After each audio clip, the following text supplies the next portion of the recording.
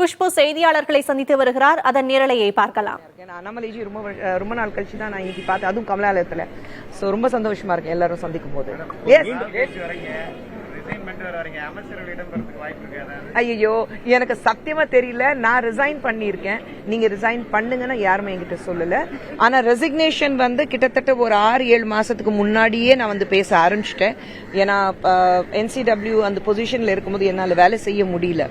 So அதனால தான் நான் அப்போவே நட்டாஜி கிட்டையும் சந்தோஷி கிட்டையும் அண்ட் அமித்ஷா அவர்கள்கிட்டையும் நான் மெசேஜ் அனுப்பிச்சிருந்தேன். நட்டாஜி சந்தோஷி நேரம் பார்த்து நான் பேசினேன். அப்போவே சொன்னேன் கொஞ்சம் டைம் கொடுங்க சொல்லிட்டு இருந்தாங்க. இப்போ போன மாதம் நான் போய் ரெசிக்னேஷன் கொடுத்துட்டேன். சரி இப்போ கொடுங்கன்னா சொன்னாங்க. ஸோ நான் போன மாதம் ரெசிக்னேஷன் கொடுத்துட்டேன்.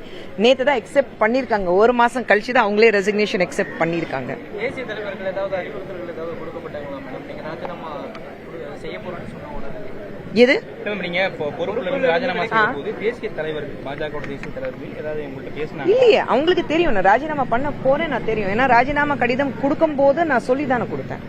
ஸோ அதுக்கப்புறம் மறுபடியும் என்கிட்ட பேசணும்னு அவசியமே கிடையாது.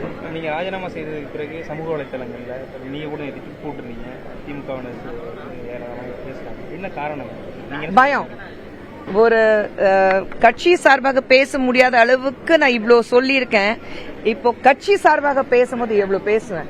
அந்த பயம் கொஞ்சம் நல்லது. அந்த பயம் இருக்கட்டும். என் பேர் பார்த்தாலே கொஞ்சம் நடுங்குறாங்கல்ல, அந்த பயம் நல்லது அவங்களுக்கு.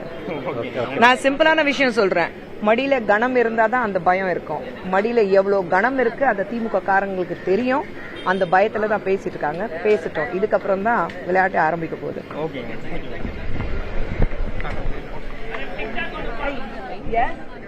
தேசிய மகளிர் ஆணைய பதவியில் இருந்து குஷ்பு விலகிய நிலையில் பதவி விலக யாரும் அழுத்தம் கொடுக்கவில்லை என்று தெரிவித்திருக்கிறார்.